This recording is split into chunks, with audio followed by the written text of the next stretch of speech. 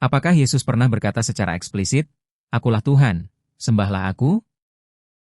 1 Yohanes 8 ayat 58, Akulah aku, ego eimi. Sebelum Abraham ada, aku adalah.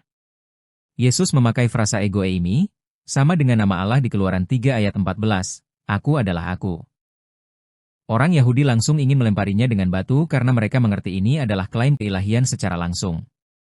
2 Yohanes 20 ayat 28, Thomas menyebut Yesus Tuhanku dan Allahku. Ya Tuhanku dan Allahku.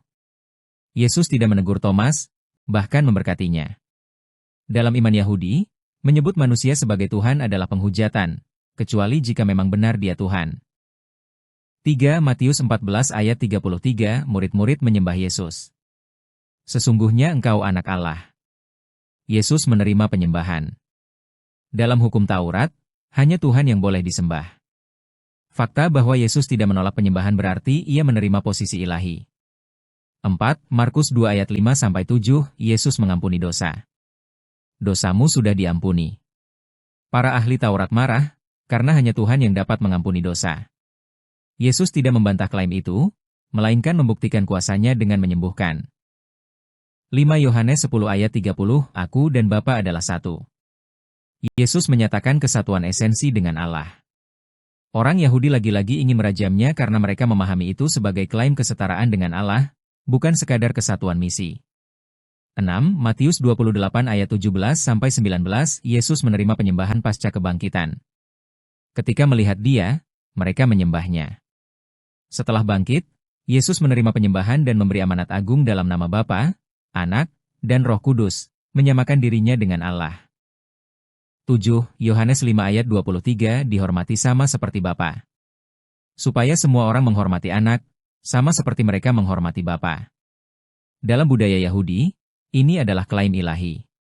Tidak ada nabi pun yang pernah menuntut penghormatan setara dengan Tuhan.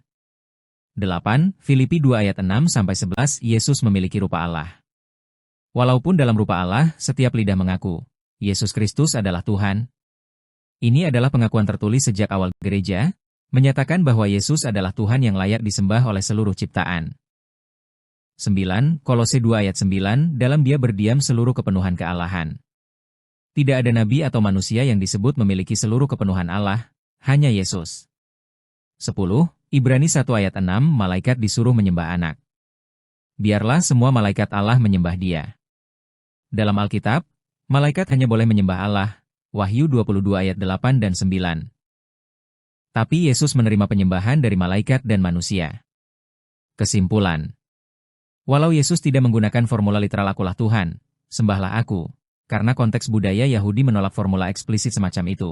Semua perkataan, tindakan, dan pengakuan murid-muridnya adalah bentuk deklarasi keilahian secara langsung, dan orang-orang pada zamannya pun memahaminya demikian.